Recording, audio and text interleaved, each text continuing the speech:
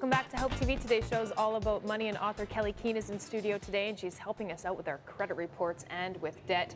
And one question we left off on was minimum payments for your credit card. Is a minimum payment enough? Well, number one, it's essential. And so many people don't even make their minimum payment on time. They'll make it within the month, but not realizing how essential it is. And yes, pay more. If they're asking for $150, pay $400 if you can. But you know, I had someone that I was counseling and working on them getting their credit back, and she always paid her minimum payment, but she didn't always pay it on time. She was always notoriously a couple days late. Okay. Her interest rate is about 18.5% on that particular card. In the fine print on her credit card statement, it said because you don't pay your minimum payment on time, you are paying 29%.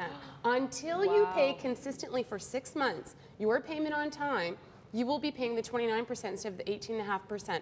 Read your credit card statement. You know, we get scared, like if you're having a bit of tough times or if you're not sure, money's a huge taboo, and debt is an even larger taboo. You don't go to your friends and say, I'm in debt, I need help. What do I do?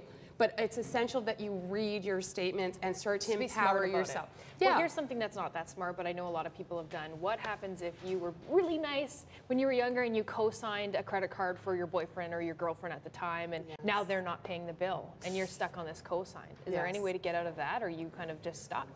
Well, definitely, you know, if you're co-signing, you have a responsibility to pay that, and it does show up. You know, it depends exactly how you were listed on that loan, if it's just when it defaults, if it comes to you, or if it's actually dinging your credit every month if that person's late. So call the bank up and say, look, I'm no longer with this person, or I'm no longer comfortable with this. If it's simply a credit card where they have a supplementary card, you can instantly call up the credit card company and say, cut that off, okay? Because you might actually do this for a child too, not just a spouse or an ex-spouse.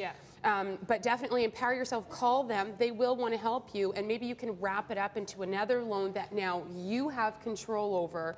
And yeah, you suck it up going, geez, it was a stupid thing to do, but at least you're now making the payments or in control of trying to collect, as opposed to just going into default. And any financial shows I've ever watched or articles I've ever read say call the banks and call the credit cards, because they will, you know, if you put enough pressure, they will try and lower your interest rates or kind of try and help you out. They want you to pay. Absolutely. Right? As much as they want to make money off you, they want you to pay as well. Yeah, and if you call them up and let them know, like, look, I got laid off from my job, or I'm, you know, going on mat leave or something, my financial situation's changed, somebody's passed away, they'll give you some options, like let's get you into a lower rate card, or let's get you into the bank and you have too much credit card debt, you can't handle it, let's put it into a loan.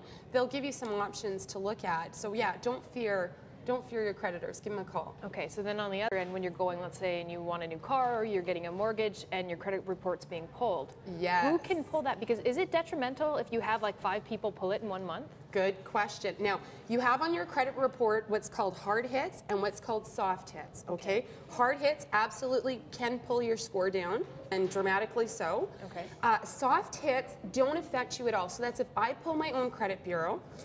When you sign up with a credit card company, some loans, in that fine print that nobody reads, it says we are allowed to periodically review your credit situation, right, to see if they want to increase your limit or things of that sort. So those don't count, those soft hits. The hard hits are, I go and apply for a mortgage, a loan, a credit card, a car, you know, loan, something of that sort, and I have agreed in some way, shape, or form for them to pull that, you bet it affects it. Why does it affect it? Well, if I go shopping around to 3 different banks in a month, let's say, right, and I'm just shopping around thinking I'm doing a good thing, what the system looks at is it says you must have not been approved, or you're credit seeking. Right, and that's frustrating, right? It is frustrating. Well, let's put it on pause. Come back in just a little bit. We're also going to talk about bankruptcy and consolidation, something that is somebody's friend, not the bankruptcy, but consolidation.